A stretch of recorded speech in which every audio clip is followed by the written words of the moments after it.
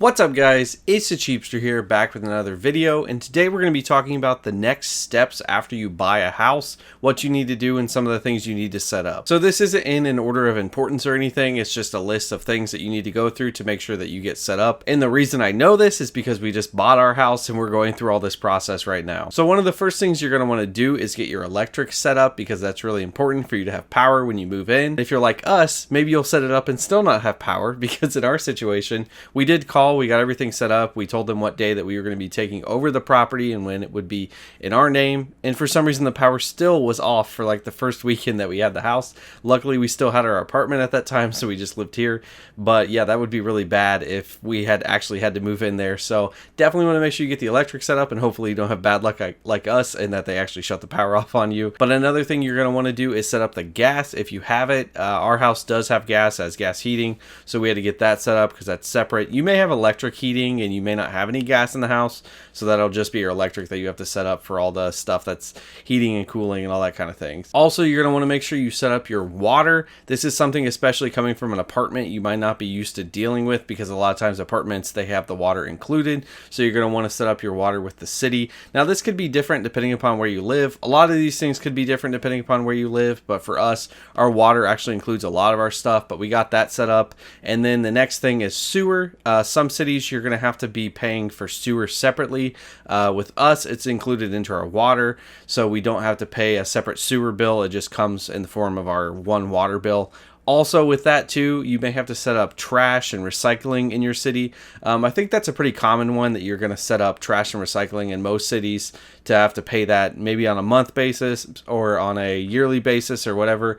Our city, I think, is kind of strange. I don't think that this is really the norm, but ours is actually charged through our water, which I thought was really strange that that's the way it's set up. But I think because the water is through the city and the trash is also through the city, that's the way they do it for us. So another thing you're going to want to get set up is your internet, your cable, and your landline, if you still have one. I don't think many people have that, but especially your internet if you want to be able to, watch Netflix. You don't want to miss out on your Netflix show. But this is a really good time to actually shop around for new promos, because when you're switching addresses, you can shop around for a different rate, which is actually what we did.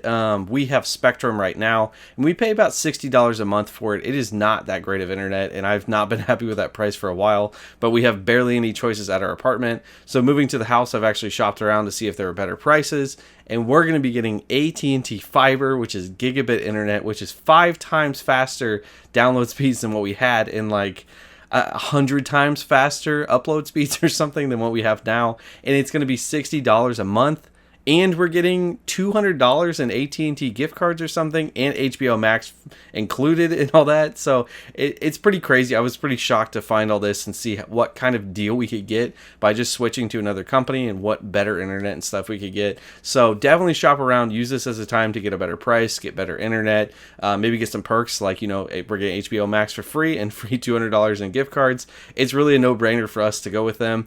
Haven't had great experiences with AT&T in the past, but I mean, at that price, we'll see how it goes. Another thing to look for is a home security system, if that's something that you want, which I would recommend when you're getting a home. With having an apartment, I think it's less of a thing that you have to worry about, because there's usually so many people around, and it would be kind of rare that somebody's going to break in. Sure, that kind of stuff does happen, but I think you have more security when you're actually in an apartment. You may even have cameras in your apartment complex and stuff like that. But when you're getting a home, you aren't going to have a lot of that stuff, so you need to provide that for yourself. And not to mention, you're more of a target obviously with a home, because you're expected to have more valuable stuff in a house than you would in an apartment. So it's definitely a good idea to look into a home security system. And the one that I would recommend with that I'm going to be going with is SimpliSafe. A lot of my family and friends use SimpliSafe, and they've all had very good things to say about them. I've heard that they're one of the cheapest home security systems around. So I'll probably be doing some videos on that, talk about what my experience is like with them, but that's what we'll be going with, because I think it's a pretty good value for what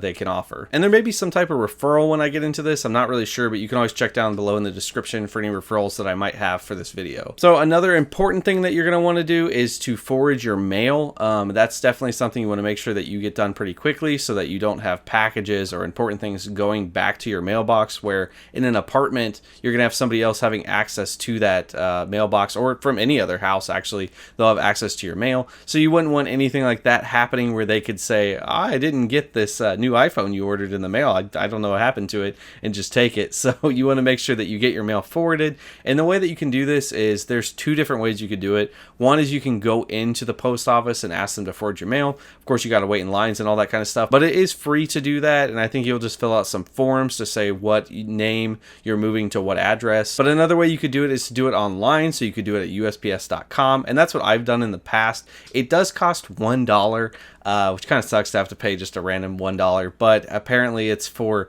credit card fees or something, and I'm not really sure why they have to charge that, because they're charging you the $1. So why do they need the credit card fees? I don't know. I don't really know why they charge the $1, but it costs $1 when you do it online, which really isn't that bad. I think it is $1 per person though. But I mean, really, in the grand scheme of just being able to do it online, not having to go in and wait for the lines and all that kind of stuff, I think it's worth it just to do it on there. Also, in the process of that, you can set up monitoring your mail, which I really like, which is where you can get actually like photos of what is being delivered every day. So that can be really helpful, knowing like what mail is actually coming into your mailbox and stuff that might be important to know to go get it quickly. And I think during the mail forwarding process, they'll ask you if you want to set that up, so it's always just something you can say yes to. Another thing you're going to want to do is change your addresses on all your accounts, and this can be a really big pain because there's just so many accounts we have today, like between bank accounts and credit cards and, you know, shopping online and all these kind of things that have our addresses linked to it that we have to go in and change. Even stuff down to like, you know, Donato's or something where you order pizza or whatever. You have to change all this stuff to your new address. And some of that's not as serious as like your bank. I mean, obviously those are the things you want to change pretty quickly.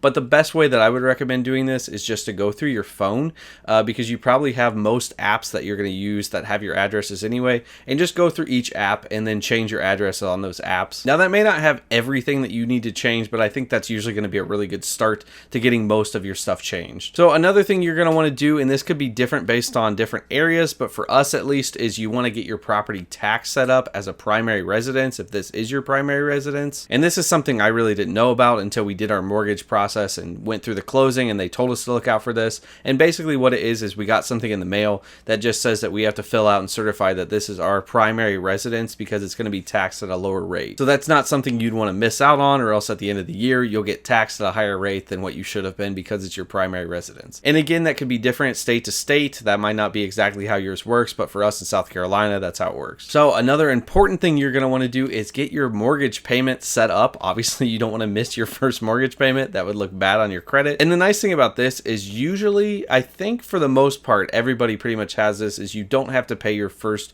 mortgage payment. They usually will skip the first payment, which gives you some time to get all that stuff set up. It doesn't mean it's free because obviously you still have the loan and you're still having to pay for it over time, but they'll let you skip that so that you can pay for it the next month. Also, another thing that can probably be pretty overlooked is setting up your HOA fees if you have one.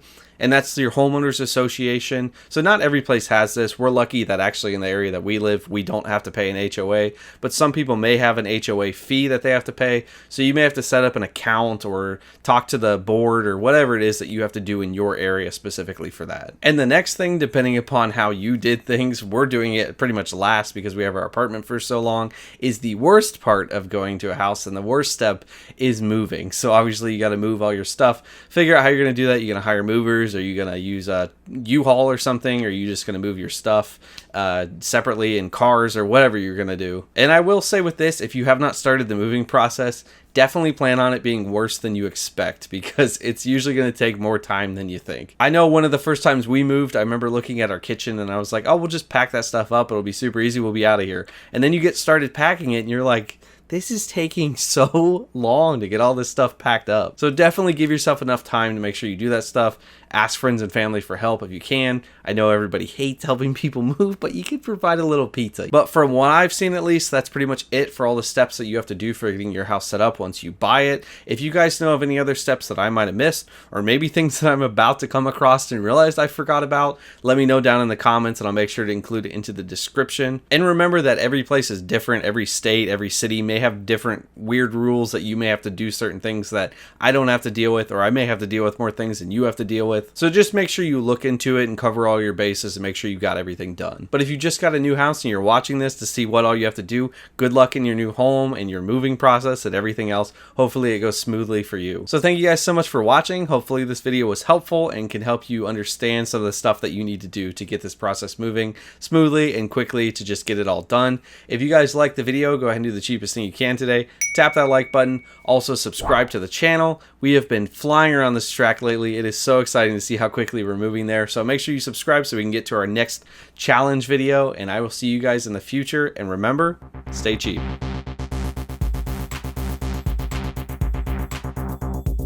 That's cheap.